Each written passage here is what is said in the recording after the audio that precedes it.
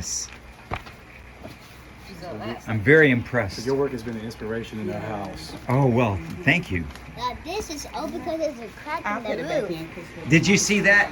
This room was destroyed in the blast. Do you know about the blast? I heard of that. Yeah, and we put this room back together because my dad loved this room. This was my dad's favorite room. We had with all the pretty colors in the ceiling, and yeah, had our awards. Yeah, those awards all were in the 70s. Okay, so we didn't win too many. We did win a couple more awards after the 70s, but they became less important. What's the blast? What happened? The blast? Oh, well, I'll have to show you. We'll go out and I'll show you the blast. I accidentally blew up my building in 2013. Wow. Yeah, so one of my fondest ambitions in life when I was a teenager, and now it's coming back because of the gas situation, I wanted to solve the world's energy problems. But I didn't understand how much politics had to do with energy. I didn't understand it. I thought that it was a simple matter, physics matter. You know, we're running out of oil. Price of oil is going up. We're not going to have any oil for our cars. You know, it's going to be a bad scene. So I wanted to solve the oil crisis back in the early 70s. And that's why I invented a car called the Yuta, a three-wheel car that got real high gas mileage. Oh, wait, you pronounced it Yuta? Yuta. Oh, I just thought you pronounced Looked like Jutta. But it's actually Yuta. It's a German name. I named it after my girlfriend when I was a teenager. And her name was Yuta. Picture of it, but I think I left it at my house. Yeah, we'll see that because it's still downstairs. Yeah. So my ambition was to design something that would solve the world's energy problems. You know, I had great ambitions, but you know, it didn't come to pass because while I was working on this car, this three-wheel car, I knocked on the wrong door and ended up in entertainment for 45 years. But I'm thinking about getting back into this energy thing with all that's going on right now. I just don't know what angle to get into it yet. But 10 years ago, I was working on it again, and somebody who had brought in this idea to build this gas, this fuel that I called hydrolium, we were making it. So I made a machine in the back of my shop that produced this fuel, and we were putting it in bottles, and one of the bottles blew up. And when it blew up, it took out the whole wall in my warehouse, and it blew up this room, it blew up that whole hallway, it blew up the floor, it blew up the roof, it blew up everything. It was strong, and it took 2 years just to get back to where we could work in here again. We were rebuilding this place. Just myself and a couple of assistants. Can I ask you something, Mr. And call me Aaron. I'm Aaron. Okay, robotics. He just finished up with the robotics club at his elementary school. I guess how is robotics related to this, and just kind of what things in school should we kind of be? That's an interesting question because, you know, robotics is similar to animatronics in that you deal with motion, you know, you deal with cylinders, you deal with activation and control systems and stuff like that. But robotics is really very different. Animatronics is an art form where you're imitating life, you know, and so they don't actually, none of the animatronics actually do any work. They're like musicians. They don't work. They just play music. No offense to my musician friends out there. But robots are supposed to do work. If a robot doesn't do any work, it's you know, not much of a robot. And maybe it's just a toy. But a robot is actually supposed to do something.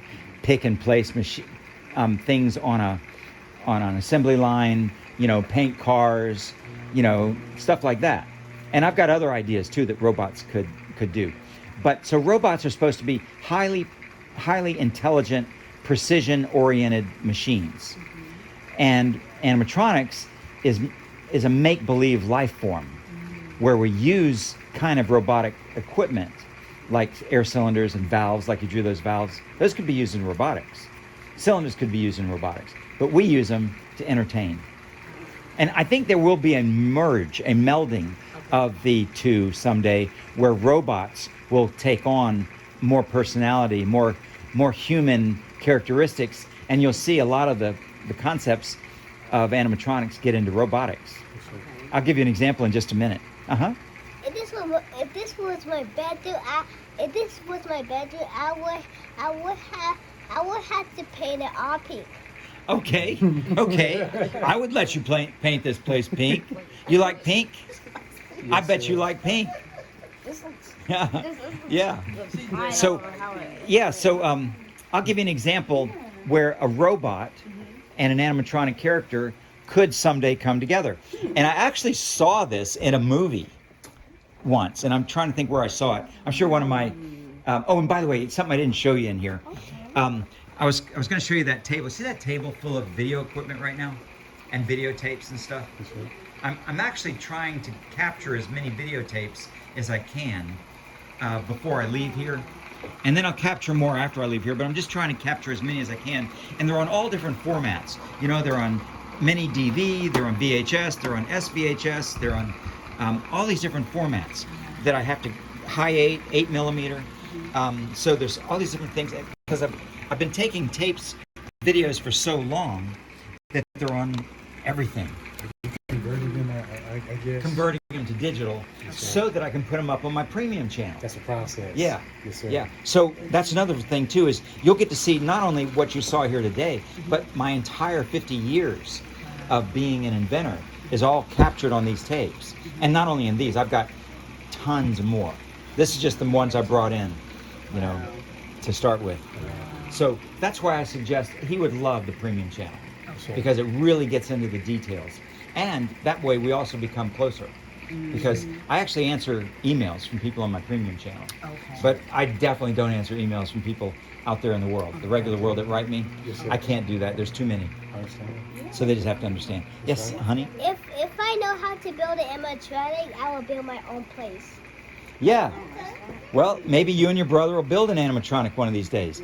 Because there's something for everybody, no matter what your skills and talents are in animatronics, there's something you can do. Because there's mechanics, electronics, art, sculpting, costume work, voice acting. You know, you might just be a voice actor, like some of my, you know, friends who did the voices for my characters. You know, then there's videography. Because once you finish your character, you're going to want to make a video of it. So there's videography. So really animatronics has all the areas of expertise that you could ever, music, everything. I should have wrote that. Carpentry. All that. 'Cause for Christmas, he didn't want any toys. Like his list, it was so I guess It was over my head. Yes. Tools, He equipment. wanted Wanna air have cylinders. fun? I knew he wanted a pneumatic air cylinder. He wanted me to buy him a welding machine. A welding machine. And I said, Soldering "Son, iron?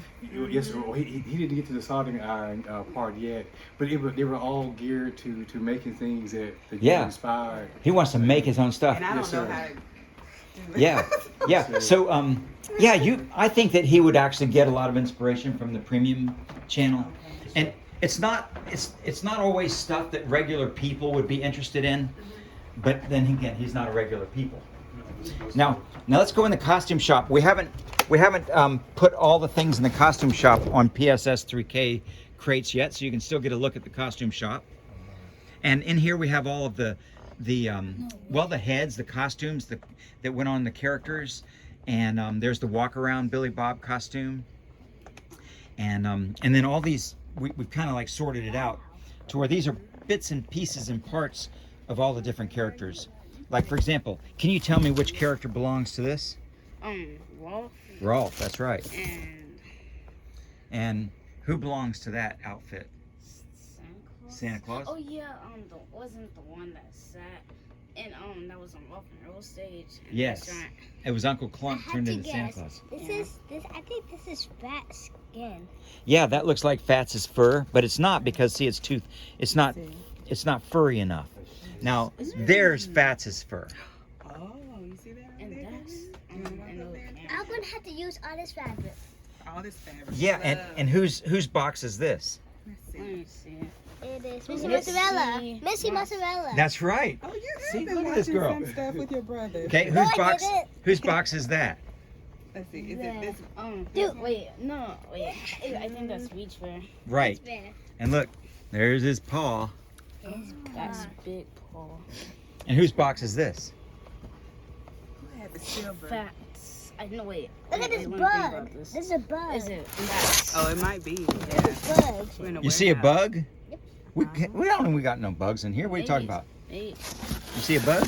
I don't see one. I'm just kidding. Maybe that's I'm just us. kidding. We got termites. I'm always living with termites, and we have brown recluse spiders down in the basement. Oh wow. But nobody's been bit. But in our moving process, we uncover them because they're hiding.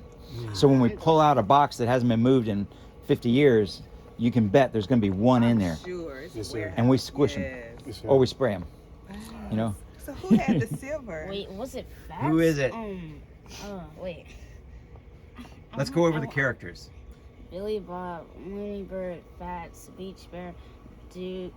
Oh, wait, Duke. Right. Oh, Oh, which one was Duke? The process of the elimination bear- works every time. He's a bear beach that bear. played- Plays I the mean, piano? the dog that played He's- the drums. Right. Oh, You're right, the He drummer. went so deep, so cute. Alrighty, you guys, let's go this way. So now we're in the shop.